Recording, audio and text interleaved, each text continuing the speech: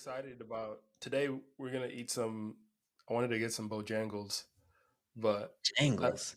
Bojangles. You ever heard of Bojangles? I know Bojangles, but that's Okay, like Bojangles to me is like suspicious how they're still in that's why. business What do you mean? because I never see anyone in there. I like never like ever. Whatever front they're doing, I'm with it. 'Cause- Exactly. Welcome, welcome, welcome back to another episode of the Lightdrop podcast. Just two friends, two homies talking creativity and beyond. My name's Jamil. My name is Jeff. So I'm gonna start this conversation today. I got some stuff I've been thinking about, Jamil. I was watching, of course, I was in the YouTube universe, as I like Again. to do. Yeah, sometimes I'm like, let me binge as many YouTube videos as YouTube recommends me. Did you fall And into those war podcasts again this time? no, I've been Conspiracy out of theories? that. No. So I've been watching, what's it called? How to Survive in Prison. Uh, that's my war story. So I'm still kind of watching it, but sometimes I got to take a You need break. to know that for. I don't know, just in case. You It's get like ready to I got to know taking notes. yeah. I'm like, I know doing push-ups won't be enough. I don't know. I'm just, bro. I couldn't. I'm too soft. I'm an artist. I don't know what I'll do. So sometimes I'll just watch it because I'm like, I gotta be in the know, like what's happening in like in prisons, you know. Either The way, YouTube's a place for that. YouTube yeah, no, University. YouTube University. If you're not careful, you end up watching How to Survive in Prison. But besides that, obviously terrifying video, I stumbled upon this one video, and it was short clips. It was basically a summary of this podcast by this guy whose name is Naval. And Naval is like, he's like an entrepreneur and engineer in Silicon Valley, and he's kind of like known as the OG, um, like Silicon Valley rich people, basically. So he's been there for a very long time, and he is pretty much connected to all the founders there and everything. But he released a podcast. I don't know when it was, like maybe 2 years ago, maybe three.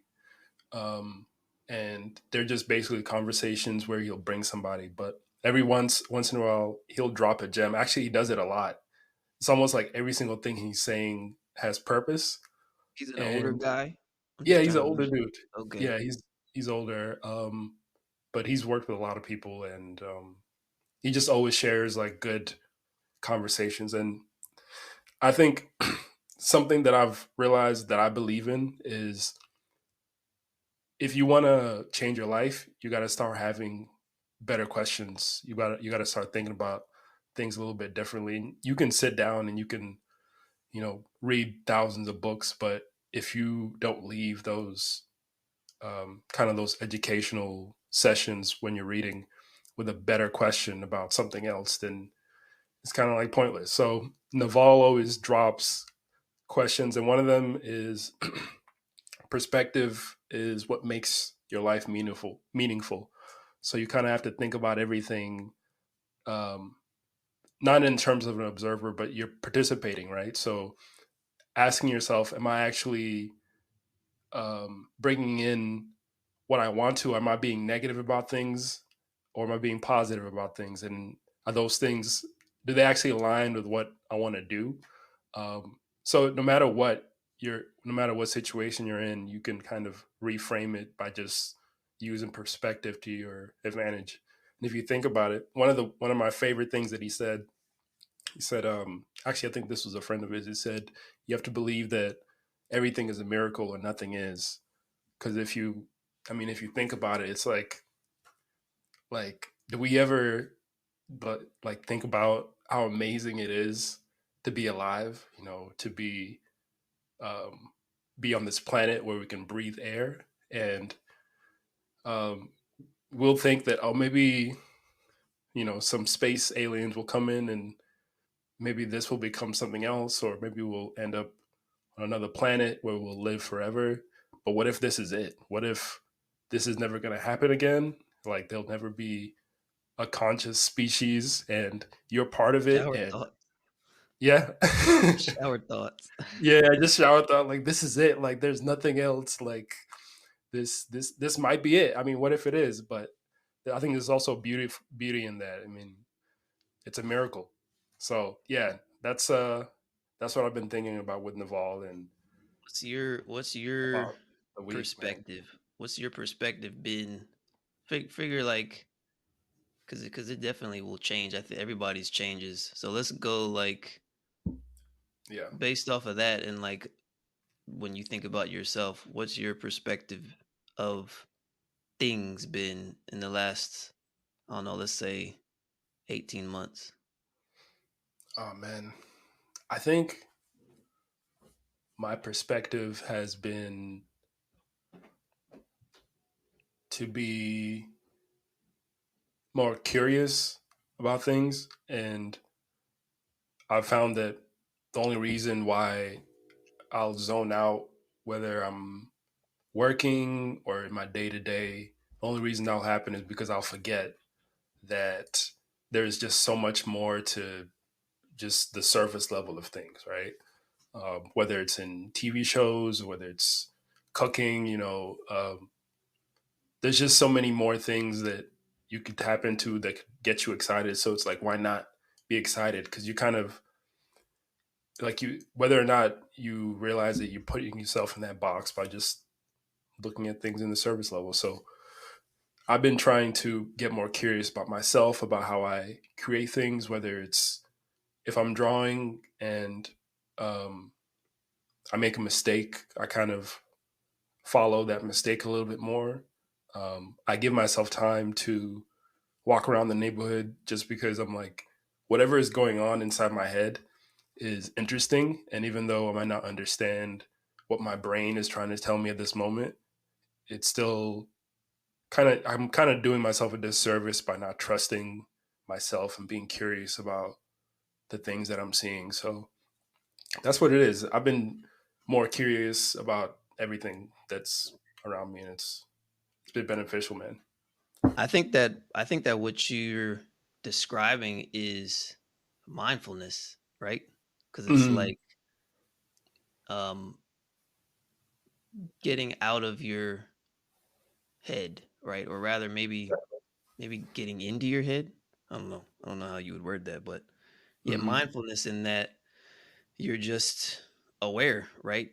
Over the course of your day, um, about what you're doing and about your perspective in the first Yeah. place. It's like, do you even have a perspective if you're not conscious of it?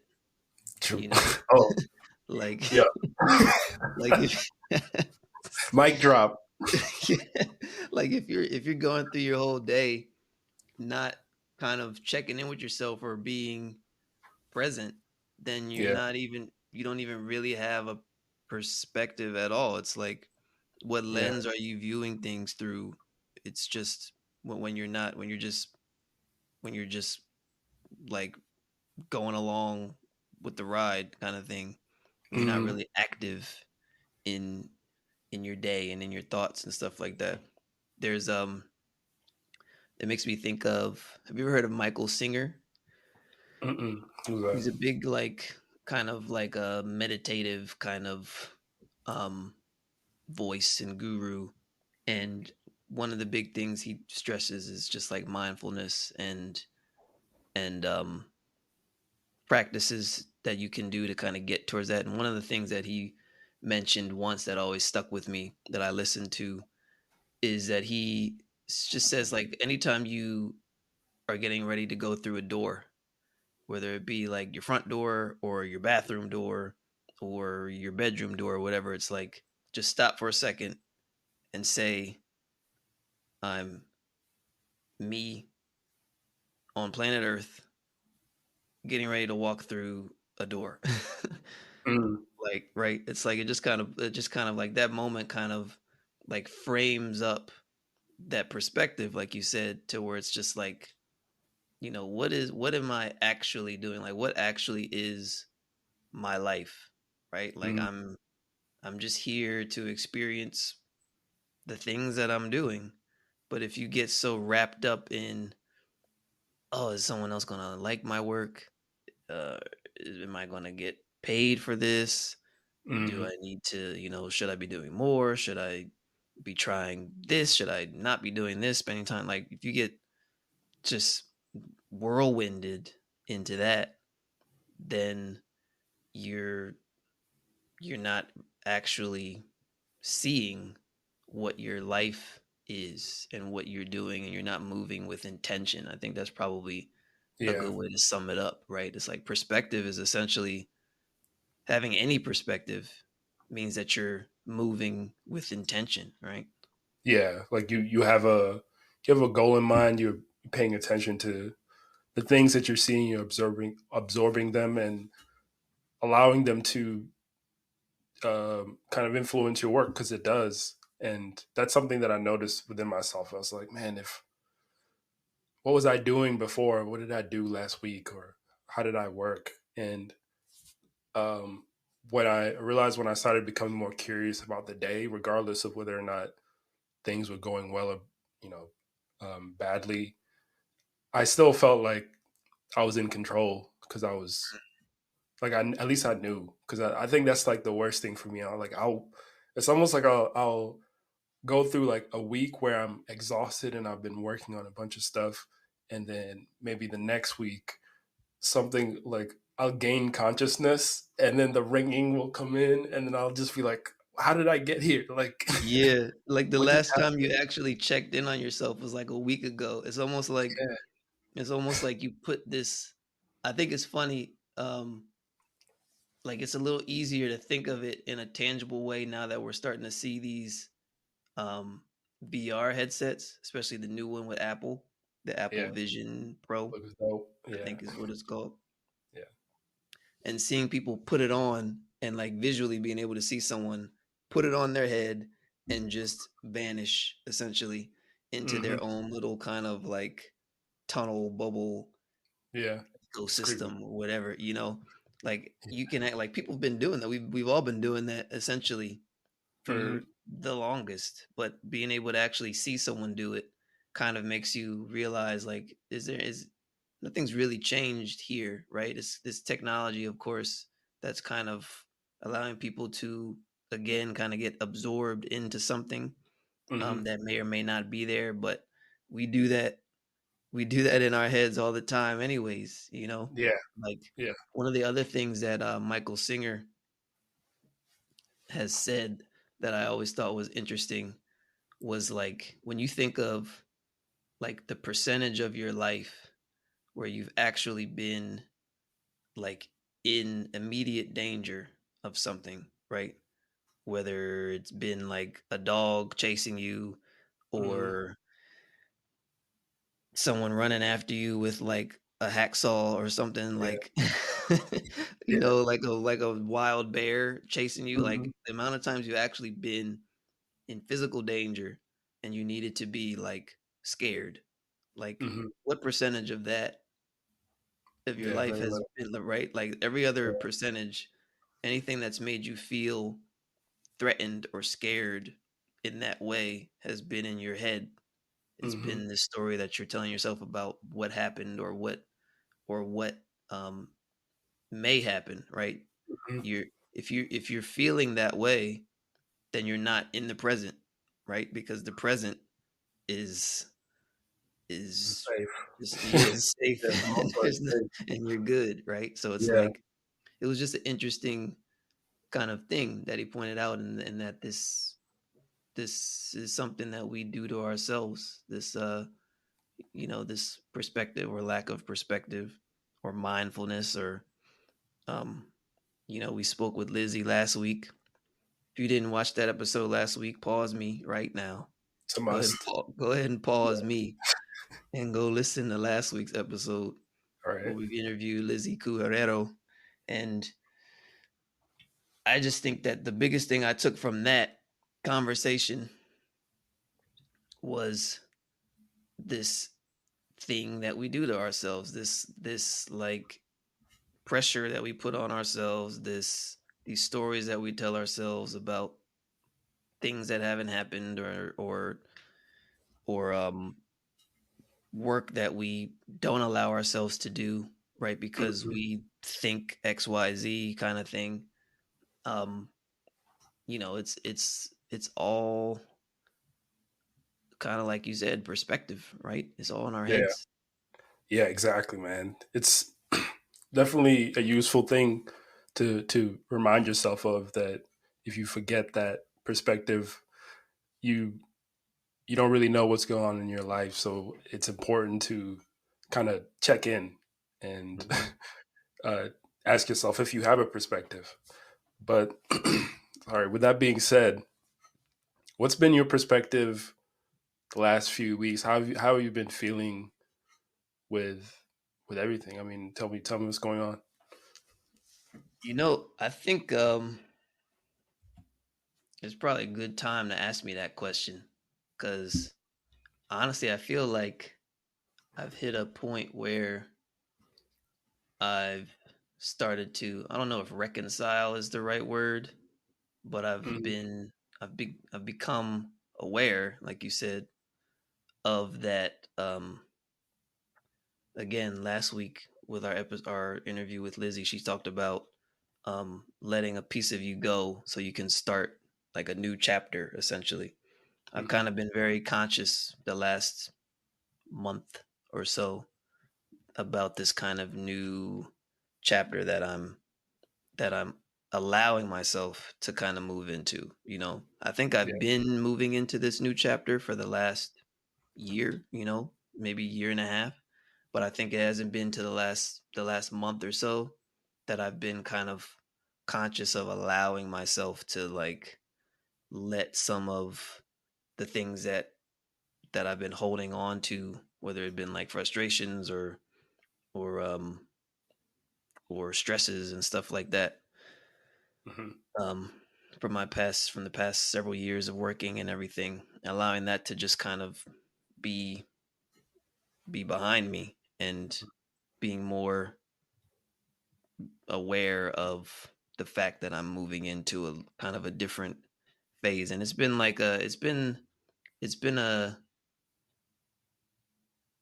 like I've felt kind of proud of myself from the standpoint of feeling Mhm. like I've worked to this. You know what I mean? Yeah, Like like it's you like say, you don't deserve this. You do deserve. yeah, exactly, Yeah. exactly. Like I remember, when I like may have first started my career and I was working on this movie or this commercial, and it's like, hey, how did I get here? What that imposter syndrome, kind of like we were Mhm. talking about, right? Mhm.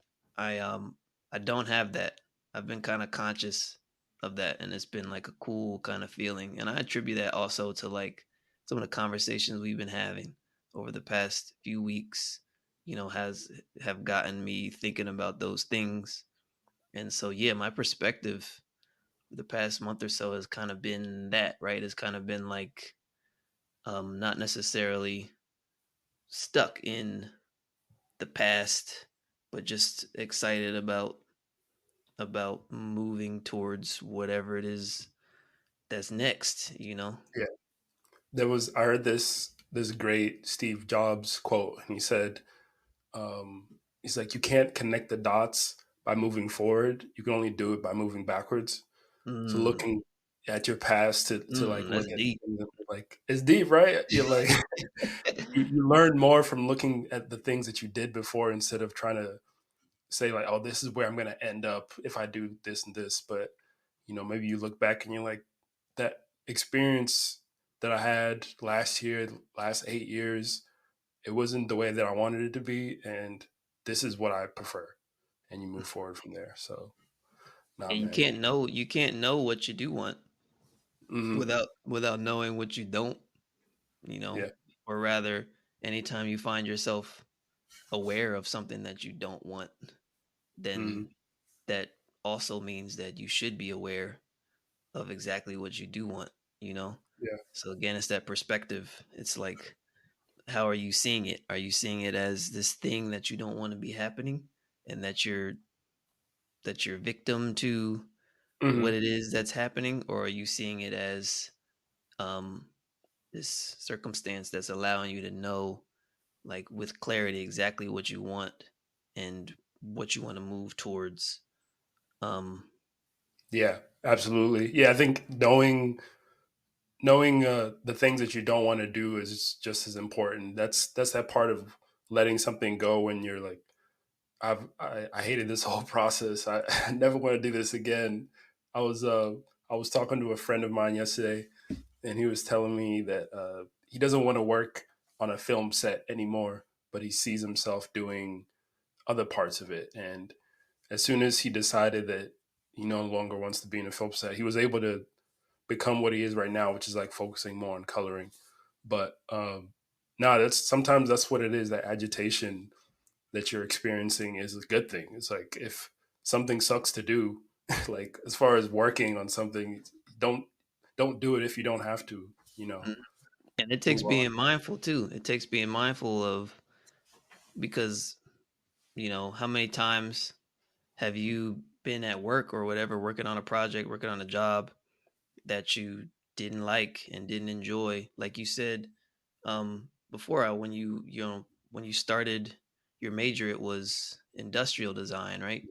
Yeah, That was it your was that was actually your it was actually graphic design. I mean, technically freshman year, you don't really know, but I Yeah. declared it from because it was going to be graphic design, but then I saw this really cool boat, and I was like, I want to make that thing, and I didn't know anything about it. Um, and then yeah, after a while, I was like, I don't really like this. As towards the end of like senior year, and I was getting like good grades and stuff. Um, Yeah, exactly. but It's like, I was like, I don't want to do this for the rest of my life. you could be good at it. You could have Yeah, even been good at it too, but still been like, I don't want to, is yeah. you got to be mindful to be able to catch that in yourself, because you could work on projects, you could be working on this. We talked about this with Lizzie last week, is like, you're working on things over the course of 5, 6, 7 years in your career Hmm. that that is making you not do stuff that you want to do, like I'm a lighting artist. I like lighting. I like doing look dev. I like making things look a certain way. And like when I'm in my software, that's like how I like to, that's just what I enjoy. That's what got me into it in the first place. Hmm. And I know for sure that I could learn how to model. I could learn how to do FX, I'm sure, if I wanted to, but um, I don't get excited about those things, Hmm. and it's like, when you kind of get wrapped up in quote unquote will be better for my career as a visual effects artist, when you kind of associate yourself only with that, then you can kind of trick yourself into thinking you need to do things that you don't want to do, when Exactly. what's the point of doing this in the first Yeah, place? and that's a good point on bringing it up that you're going to be doing this thing for a long time. That reminds me of this. Um, it's a book by Robert Greene, but he talks about like mastery and how much there's that 10,000 rule or whatever, but beyond that, beyond if you actually want to master something, you have to like love it, and for you to master it, you're gonna have to spend a lot of time doing it. So it's like even if you're doing that thing that you don't like, um, if you do the things that you do like, you'll most likely go far. Um, you'll be able to spend a much more time in those details of that thing that you're like, this is amazing. Every single piece of it is exciting. You wake up and you're thinking about this thing. You're more likely to be a master in that thing than That's how just. you that's how you replenish that's how you replenish that juice, Hmm. like if you're working for clients and stuff, Yeah. doing things, because obviously, if you're when you're working as a creative professional and you're bringing out other people's art, right, as a designer or whatever, then obviously you're not quote unquote working on your stuff, or like, you know what I mean? Like, so Yeah. you can go a really long time just working on other people's stuff, working on, lighting products, you know what I mean? Like, you can make a whole career out of out of Hmm. just working on one specific thing. And that's cool because it's like, okay, like I enjoy that. That's what kind of like pays the bills and allows me to do other things, right? Enjoy like other comforts or whatever. But if that's something that you don't want to do, then like the replenishment for that, I guess, that energy that you're spending doing that, the replenishment for that is doing stuff that you like, is like is in your free time or whatever, is making sure that you're putting that back by working on things that do excite you, Yeah. wherever that is, outside of work or whatever. Yeah, exactly. Because I mean, it's kind of, yeah, definitely important to balance out if your job is to do anything in the creative field, and not everyone. I saw this person, they were talking about, they're trying to get a job at an agency, and um, they didn't want to get like a regular job. They just they wanted to get like an agency job. Um, and I told them, I was like, sometimes that's what it's like. It's like you kind of do that thing, um, but it also allows you, if it gives you the time to actually do the thing that you actually want to do, it can also be like a good balance, because as long as you're still getting that time to cultivate that one thing that you want to do, it's like you'll Yeah, get there's no closer. formula for that. Yeah, It's everybody. You can only answer that for yourself. exactly. But again, back to your question, what's your perspective on it? What's your like, are you mindful of that? I guess that's really what it boils down to. It's like all these things that can lead you to be anxious and stressed and tired and jaded Hmm. about work that you're doing, things that you're working on, um, work that you're not doing. It's like that all comes back to the first weapon against that is the mindfulness of it, right? It's Hmm. like, dang, I've gone so long without doing this, allowing myself to do that, that this is causing me to feel depleted and, unenthused. And sometimes we'll even be there, but then we'll be like, but Yeah, getting paid though. Let me let me go, right? It's like, put my head down. yeah, like money um is like what you're compensated with, but that's not, but what you gave to get that money isn't being replenished by the money. Does that make sense? Yeah, that makes So sense. it's like you're giving all this energy, emotion, time, thought into this work, and you're getting compensated with money, and that's fair compensation, right, for most people. Mhm. But you still expend, or you still spent that emotion and that energy and that thought, and you don't have infinite amount of that, right? It's like, how do you put that back? How do you replenish that? It's Yeah. by making sure you're working on things that do excite you. Hmm. That's true. You kind of putting, it's almost like putting that 10% of savings back into yourself. Uh, Hmm. if if you go every single day that you're not putting a little bit more into your savings, it's kind of like, you wake up, 20 years, you're like, damn, I got $10 in here, maybe. Yeah, um, no, that and I that gotta that's and I gotta a good work, and point. yeah. Yeah, 'cause you got to work, and you look up and you're like, what happened?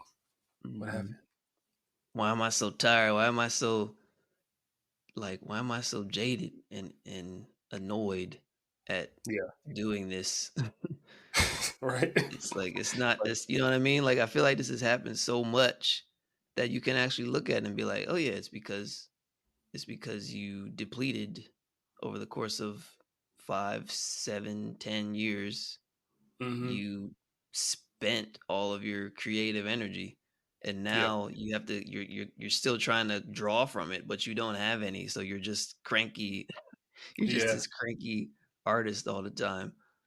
Who do you think is the most tired group of creatives, like, that you would, if you could guess? My guess is like journalists. Uh, I would oof, maybe animators. I don't know. Like, who's I the mean, I'm biased. I would say VFX artists. VFX artist? Yeah, I'm biased against that because I think it's like I think the thing that's interesting about VFX artists is um you look at I don't want to say abuse, but like just the nature of the industry and how it's kind of like this weird thing where it's like you're an artist but you're also just another name in these large, especially when you're at these large studios working on Marvel movies and Disney yeah, and all this stuff. It's like sometimes really bad hours and overtime and stress away from family and like you know you've seen yeah, you've seen the kind of stories about that and you yeah. ask why do people do it. It's like why do you still have people coming to schools to want to work on these things? Surely they've heard about some of the pitfalls of the schedules and how that can be. And you know um I think the best analogy or the best comparison is to pilots, right? It's Mm, like when hmm. someone is 6 years old, 7 years old, they don't say, "Oh, I really want to work for American Airlines when I get older." Like, Yeah, I want to work for Delta when I get older. Like, no, they say I want to be a pilot. Like, I want to fly planes, hmm, right? And the way to do that once they get to that point is like, okay, this is a job. I got to work for Delta. I got to work for Spirit. And yeah, it's like, yeah, I got to be, I got to be away from family most days out the week. I'm working long hours and it's stressful. And why would anyone do this? Is because I get to fly. yeah, It's like that's kind of like the way VFX artists and animation artists are. It's like, you know, you're working on these cool things that it's like, you would be doing this stuff.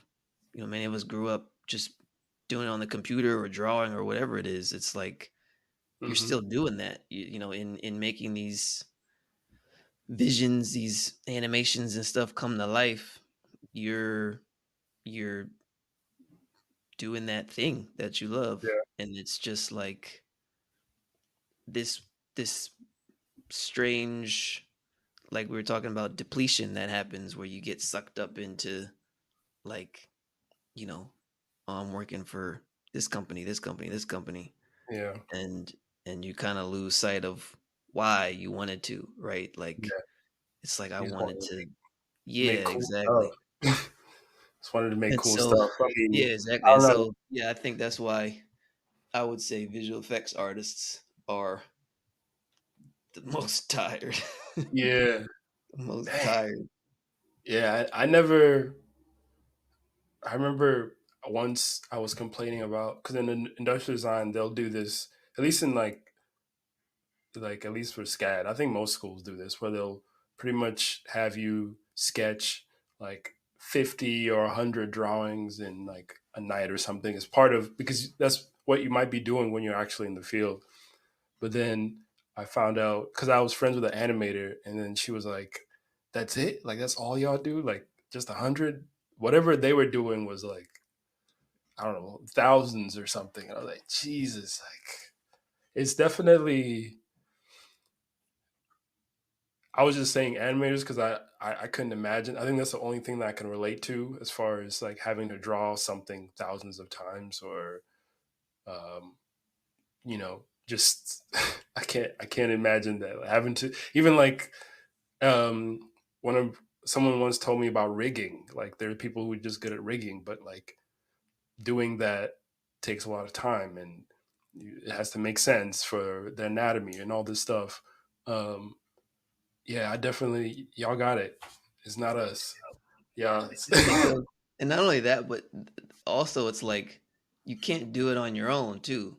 That's the other Yeah. thing is like you could be a graphic designer and kind of bring out everything for one person. You know what I mean? Like Yeah. someone who kind of comes to you and says they want XYZ. As a graphic designer, you can, for the most part, do the whole thing.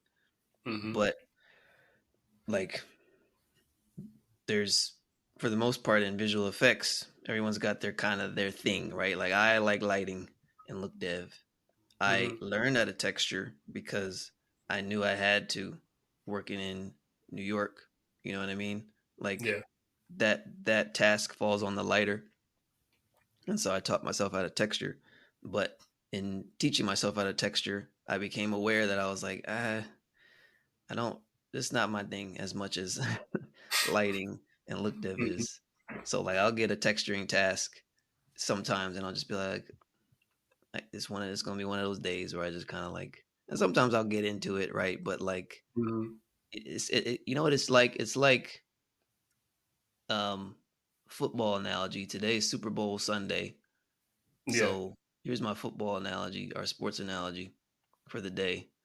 Is like being a running back and they always call pass plays for you or for the team.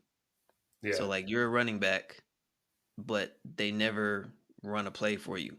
So every play you're just blocking and supporting in that way, but you're not actually running. They're Hmm. not actually throwing a running play for you kind of thing. Does that make sense? I It's mean, like yeah, that makes sense. Yeah. that's your role, right? Like you got to do it. But The supporting character. yeah, Your supporting exactly. character, and that's yeah, that's what Exactly. you do. Maybe you're yeah, definitely taking weight off somebody else's plate, and that's a good point. Is that yeah, I can't imagine having so many people. You have to rely on so many people to do their jobs in order for the project to get finished. And then, like, let's say somebody messes up in the last inning, and you're like, dang, like we spent so many people spent, and then the last thing, maybe it's like the studio decides, you gotta like the thing that happened with Sonic. They're like, all y'all Oh, gotta come back. We don't like it. And yeah, no, that's a and the thing different world. about that is, it's never whenever something like that happens, it's never because the artist that worked on it didn't know what they were doing. It's just Yeah, because they either somebody. like the client or whatever the vision, they thought that they could maybe cut corners or something, and Yeah, it's like, yeah, man. yeah,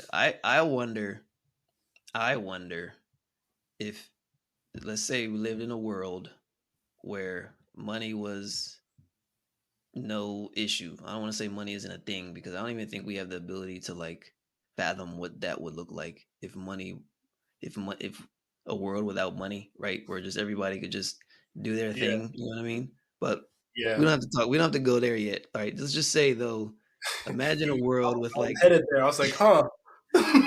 just What imagine can a we? world with no money. Don't Yeah, don't don't try and figure it out, but just yeah, imagine yeah. a world with no money. Folks could just do what they wanted to do, and you had all these visual effects artists with these skills and stuff like that. I just imagine like, you know, I think, and I could be wrong. I think though that you'd have a lot of people who would work on Disney movies, they work on Marvel movies for a little bit, and they'd be like, okay, that was cool. Now Yeah. I want to make my thing. I want to like I want to collaborate with other artists who want to make their own things, and let's just make our own stuff and make like cool things, you know? And I just think like, I don't know if that was kind of like, if you could kind of get there like now somehow, where it's just like more of that, more of like artists doing their own thing with each other Hmm. just to supplement all of the stuff that we do for these big clients, this energy that we give to them. If we could like work more on our own stuff, because like I said, you know, there's so many pieces to it. You can't just No one person can just make a whole visual effects pipeline Yeah. Like, and you know what I mean? So it's like to really make something like cool, you got to have multiple people with multiple skills and interests and stuff like that. Yeah. And Um, that that starts with having that the ability to connect with those people, right? It's like a couple of cool friends who are just like vibing can make something that, you know, just changes the world. I mean, you saw the movie Everything Everywhere All at Once.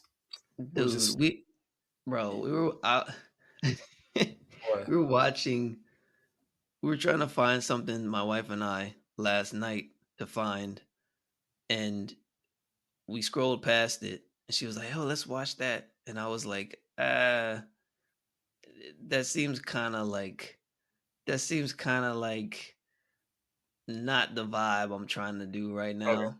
Okay. But But also I was kind of like, I don't know. I heard some things about it. I heard it was good, well, but it was good. all that to say is I had a chance to watch it and I did not. You did not. Okay. Well, redeem yourself. Redeem yourself. Nah, that but yeah, I mean you know the story about the VFX team, right? Uh, I I jog mean my memory. I think they so. so they used DaVinci, which is obviously free, and then you can upgrade. Mm, But they used free tools. Most of them were self-taught VFX artists. None of them went to school, mm, and they all kind of just I mean, I'm sure this works. This happens in animation studios where people just look up tutorials, but that's basically how they taught themselves how to. So as they were making the project, they were getting better at VFX because they were mm, teaching each other like this is how you do it. This is where you can find this tutorial, and they were able to make an award-winning film just by mm. working with your friends. I mean, can you imagine, man? Yeah, that's honestly. I think that, like I said, if we lived in a world where money wasn't a thing, don't figure that out. But if we lived in that world, I Yeah, think we'd see that all the time. You know, I yeah, think we see that all the time with just coming up with like really really cool stuff because there's so many talented people that are capable of working in any studio in the world, you know, and it's like yeah, the skill set and the knowledge that they have combined with the creativity that's in everyone, you know.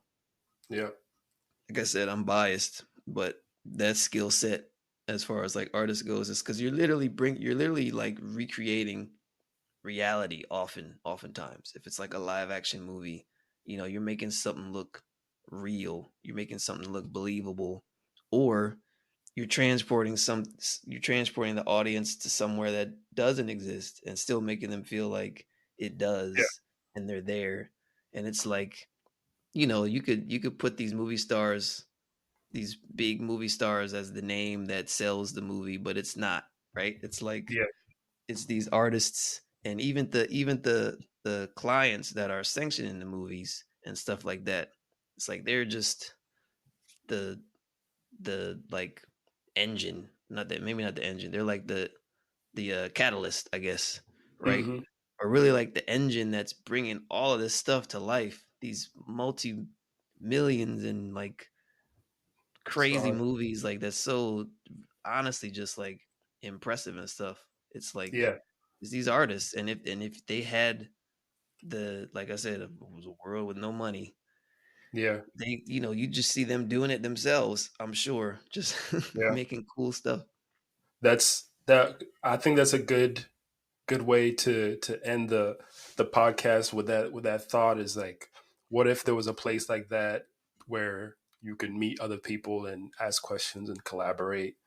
And also something else I just thought about while you while you were talking was, why do you think they're separating us? I think when you there's this I think we should be asking ourselves why commercial art is like depleting. Like it's not if people actually wanted you to be a true artist, wouldn't you be able to do it but not feel as exhausted? It's not a model that supports. your long-term creativity. Like commercial art is not like a thing that, unless you're Yeah, I doing mean, it for it's yourself and you're able to monetize it the way you want, take breaks when you need to. It's not meant for you. So there needs to be some outside force to come in and actually like do it correctly, or like just yeah. that's where I. There's like we've been doing it for so long that it's almost like I think that we've been doing it for others for so long. Like I said, I've been harping on that a lot this episode. Is like imagine if Yeah. we if it was just like the artists just making stuff for themselves. Um No more I money. We just, everyone's rich. Yeah, but All it's these like companies. we've been making cool things for other, others for so long, right? Like um I don't know, like I don't want to get into like a history lesson or anything, but like you think back to like the 90s and stuff when like animated movies and things were really starting to make new strides, and right, like it was new. Even like making a cool animated commercial like those first Geico Gecko commercials, you know, it was like, Mhm. oh man, like look at what we can do. And it was like now they just come out and you don't like you see it and it's like you don't even think twice. You're just like, oh, it's just some CG. It's just another ad. It's just another Yeah. movie. It's just another blockbuster movie, right? There's really no conversations about like just how cool something is, Yeah. anymore. And I think Yeah. that's probably has to do with the fact that it's just a product, it's not really born from like the minds of like wonder and like the artists themselves. It's just kind of like everything that's being asked to be made is essentially a product, right? So it feels like that. So it's our challenge to turn that around some way. Don't necessarily Hmm. know what that looks like, but to just for yourself is where it starts, is making sure that um you're creating for yourself too. That Absolutely. perspective that you can get that juice back. Yeah. It's all about that juice. Get the juice. And yeah, I think that's the pod. That's the pot. Yeah. Bet.